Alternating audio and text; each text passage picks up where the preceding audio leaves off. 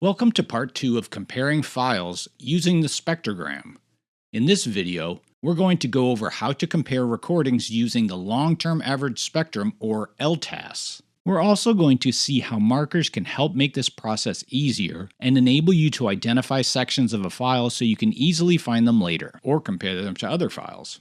These features are only available to users with the license for VoceVista Video Pro. You can download a free trial if you want to try out this version. In the last video, we used the spectrogram to compare two files or parts of the same file by selecting different moments in time in the recordings. What do we mean by a moment in time? When you click in the spectrogram in the long-term view, a line appears, and the harmonic values for that moment in the recording appear in the spectrum in the short-term view.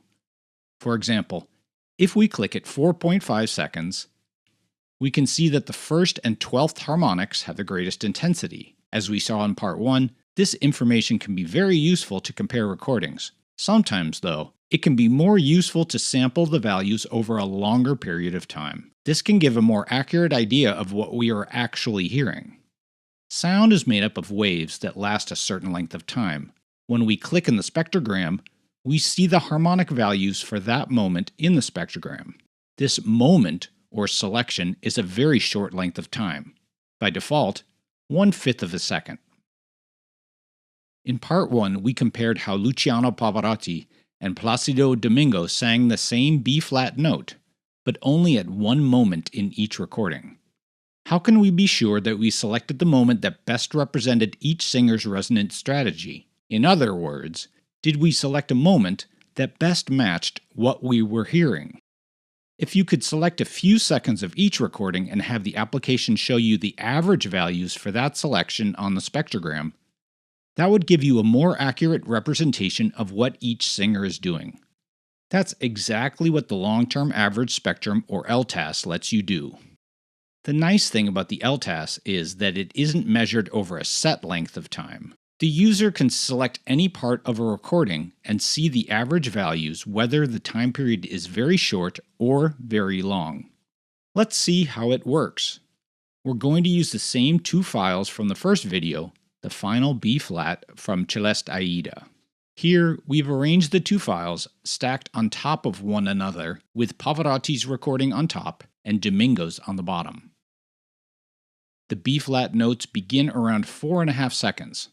So we'll select the range from 6 to 8 seconds for comparison. By then, the notes have stabilized and the resonant strategy for each singer becomes clear. First, we need to set the average spectrum to the selection in both files. Select the range in Pavarotti's file, and then press the L key, or select Markers Set Average Spectrum to the Selection from the menu. The short-term view automatically turns on the LTAS view, which appears as a line that outlines the average harmonics over the selection. To make it easier to see, you can turn off the short-term spectrum in the short-term view by right-clicking and deselecting that view, or by going into the settings window and unchecking that option. Then, we do the same for Domingo's recording. Select the range and press L. We can now make comparisons between the two recordings by looking at which harmonics have the greatest intensity. Again, we see that Pavarotti's third harmonic around 1.4 kHz is much stronger than any other, while Domingo's dominant harmonic is the sixth, an octave higher, around 2.8 kHz. Remember that an increase in 6 decibels is perceived by the ear as twice as loud. Let's turn on the short-term spectrum again so that you can compare the values at any moment in the recording with the LTAS values. Right-click and select Short-Term Spectrum, or select it from the Settings window. As we click in the long-term view, the spectrogram values appear in the short-term view. You can click and drag along the entire length of the B-flat to see how Pavarotti's resonance strategy changes over time in comparison to the time range we have selected. The short-term spectrogram view makes the values appear less stable. The LTAS smooths the readings out over time so the signal is more consistent with less variation. By adding markers to a file, you can display the LTAS values from two or more files in the same short-term view to make comparing recordings even easier. Markers also let you identify sections in a file so that you can save them and find them later. We've already made our time selections, so all we have to do is add each selection as a marker and then display it.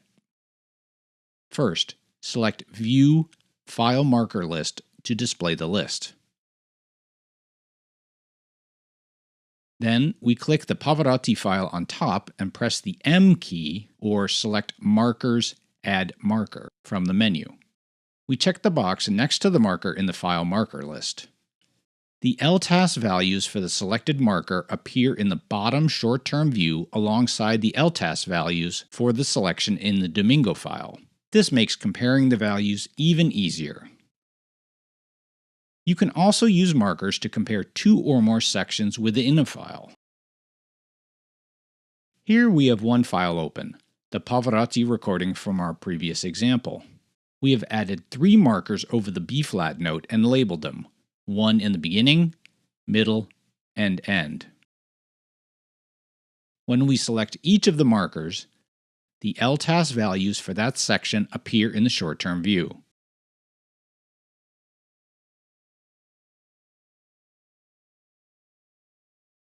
The color of each line matches the color that identifies the marker in the long-term view and in the file's markers list, making them easy to identify. You can see this makes it much easier to compare each of the sections.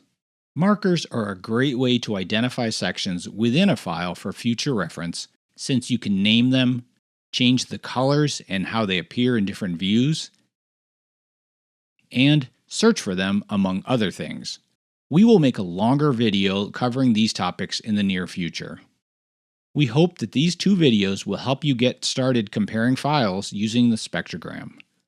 There are so many deeper insights you can make when you start comparing files or sections within files to understand how small changes can make such big differences in how we perceive sounds.